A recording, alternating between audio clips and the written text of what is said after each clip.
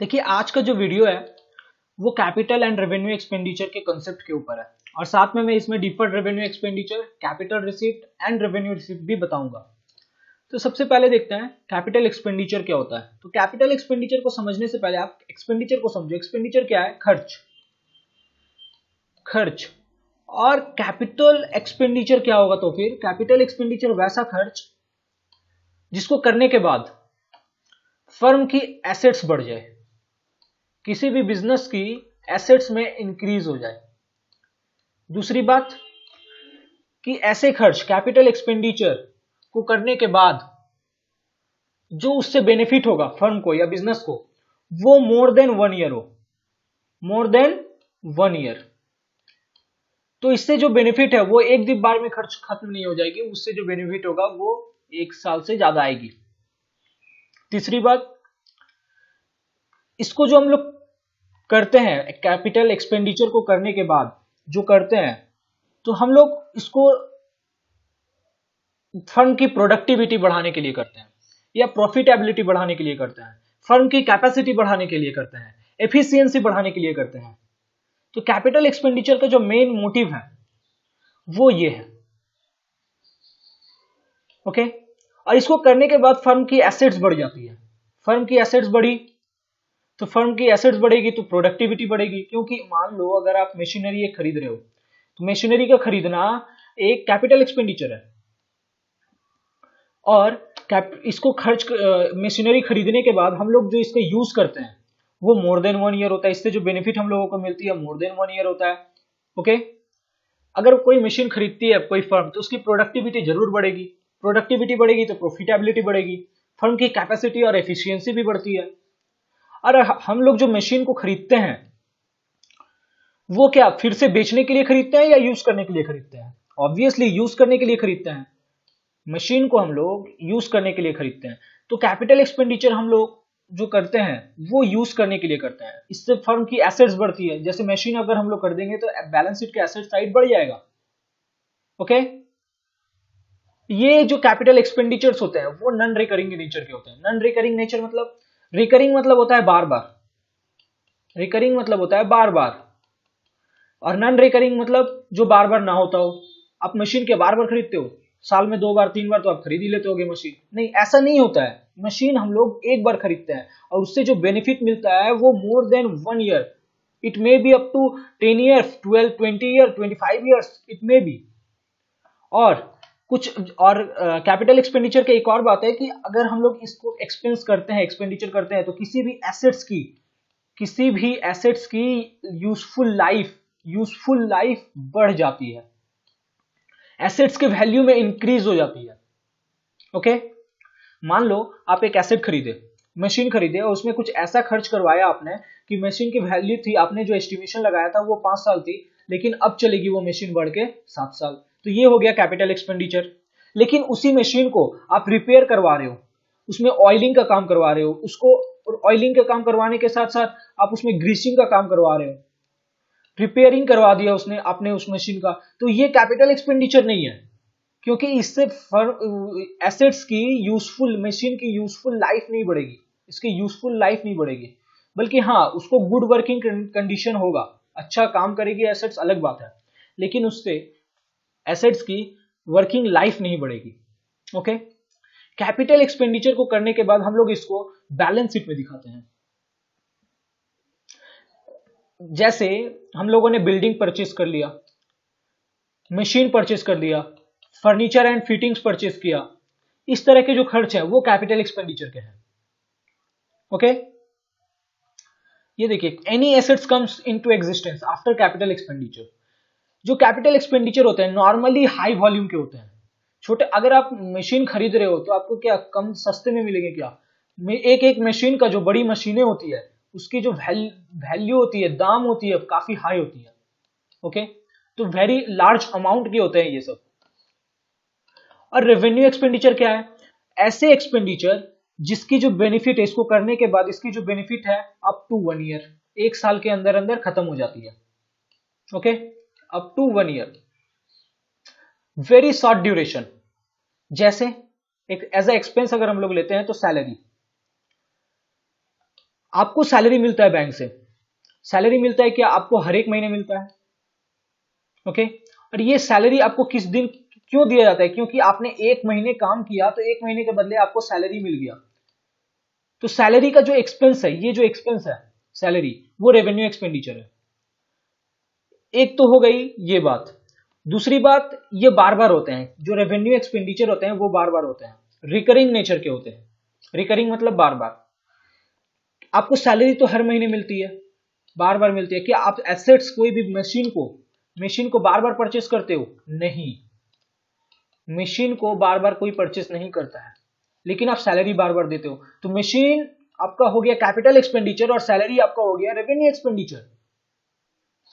इससे जो बेनिफिट है 1 साल से कम होती है।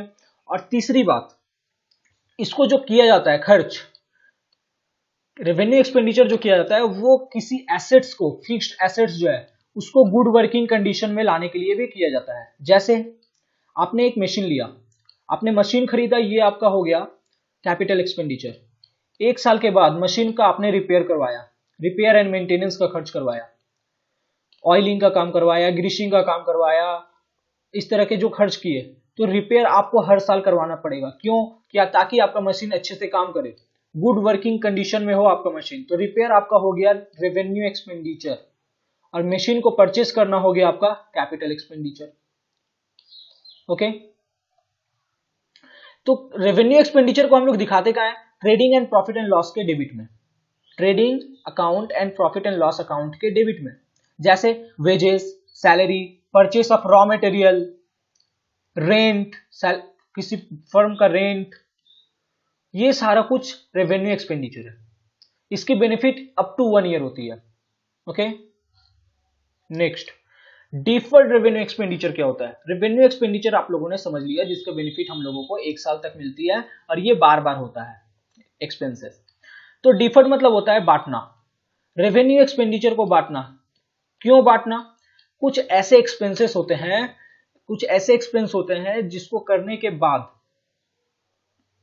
खर्च करने के बाद उसकी जो बेनिफिट है 1 साल तक नहीं होती है, लेकिन वो होते हैं रेवेन्यू एक्सपेंडिचर। बेनिफिट मोर देन 1 ईयर होती है,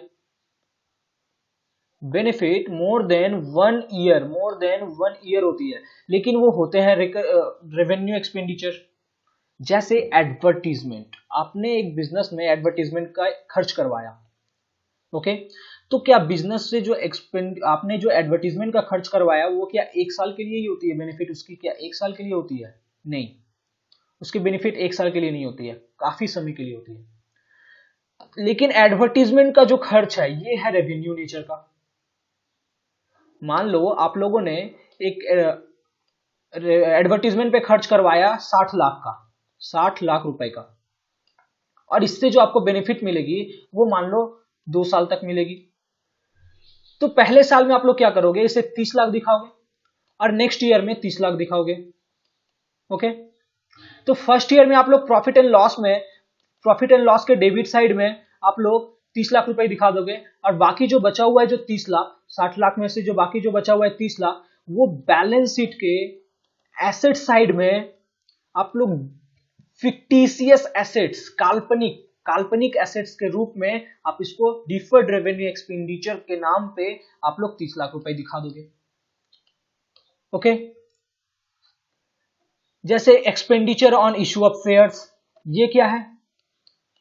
आप लोग इस शेयर को इशू कर रहे हो, इसके ऊपर बहुत सारे खर्च होते हैं, जैसे प्रोस्पेक्टस फीस लगता है, कमीशन लगता है, मर्चेंट बैंकर को हायर करना पड़ता है, सीए लोग को इंगेज करना पड़ता है, सीएस को इंगेज करना पड़ता है। तो इन सब के लिए जो खर्च होते हैं, उससे जो बेनिफिट मिलती है, उनसे जो बेनिफिट मिलती है वो मोर देन 1 ईयर होती है, मोर देन 1 ईयर। लेकिन जो डिफर्ड रेवेन्यू एक्सपेंडिचर है, इनको करने के बाद हमारा एसेट्स नहीं बढ़ता है, हमारा फिक्स्ड एसेट्स बढ़ता है क्या? नहीं, फिक्स्ड एसेट्स नहीं बढ़ता है, फिक्स्ड एसेट्स नहीं बढ़ता है। हम लोग इसको बैलेंस शीट के एसेट साइड में दिखाते तो हैं as a fictitious assets. Fictitious मतलब होता है काल्पनिक, हम लोग इसको काल्पनिक एसेट्स के रूप में दिखाते हैं, लेकिन ये फिक्स्ड एसेट्स हम लोग का बढ़ता नहीं है। ओके, तो ये हुआ आपका डिफर्ड रेवेन्यू एक्सपेंडिचर। और एडवर्टीजमेंट पे जो खर्च होता है, जब भी खर्च होता है वो बहुत बड़े अमाउंट का होता है, करोड़ में जाता है पैसे। बड़े बड़े जो एडवर्टीजमेंट होते हैं उनका जो बेनिफिट होता है वो मोर देन 1 ईयर होता है। तो इसका जो खर्च है वो नेक्स्ट ईयर में भी हम लोग डाल देते हैं। तो अब ये जो बैलेंस शीट के एसेट साइड में हम लोगों ने दिखा दिया, मान लो ये 2017 का था, 2017 का 30 लाख हम लोगों ने प्रॉफिट एंड लॉस में दिखाया जिस साल हम लोगों ने एक्सपेंडिचर किया, और बैलेंस शीट के एसेट साइड में फिक्टिशियस एसेट के रूप में हम लोगों ने डिफर्ड रेवेन्यू एक्सपेंडिचर करके 30 लाख दिखा दिया। तो ये था 2 साल का। तो नेक्स्ट ईयर में हम लोग फिर क्या करेंगे, 2017 में हम लोग क्या करेंगे, 2018 में सॉरी 2018 में हम लोग क्या करेंगे, फिर से प्रॉफिट एंड लॉस के डेबिट में 30 लाख रुपए दिखा देंगे। अब बैलेंस शीट में हो जाएगा नील। ओके, इस तरह के होते हैं deferred revenue expenditure. Capital receipt क्या होता है, ऐसे रिसिप्ट जो नॉन रिकरिंग होते हैं, जो बार बार नहीं होते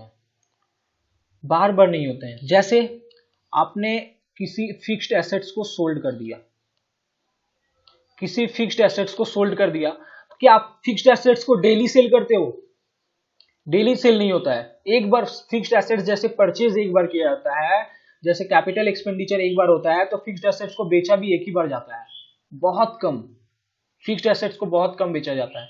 ओके, तो ये बार बार जो खर्च होता है ये बार बार नहीं होता है, फिक्स्ड एसेट्स को बेचना, और भी काफी तरह के जो बेनिफिट होते हैं, इनकम जो हम लोगों को रिसिप्ट होते हैं, वो ऐसे रिसिप्ट जैसे ओनर से मिलते हैं या लेंडर से मिलते हैं। जैसे ओनर से हम लोग को कैपिटल मिलता है, और लेंडर से हम लोगों को लोन मिलता है।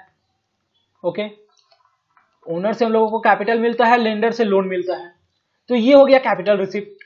क्या आप कैपिटल बार बार इशू करते हो?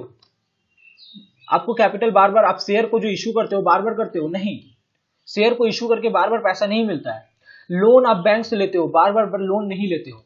तो इस तरह के जो रिसिप्ट हैं वो कैपिटल रिसिप्ट है।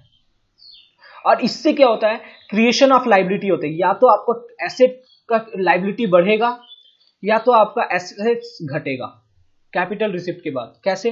अगर आप कैपिटल ले रहे हो या फिर लोन ले रहे हो, लोन, ये आपका कैपिटल रिसिप्ट है। लोन लोगे तो आपका लाइबिलिटी साइड, बैलेंस शीट का लाइबिलिटी साइड आपका बढ़ जाएगा।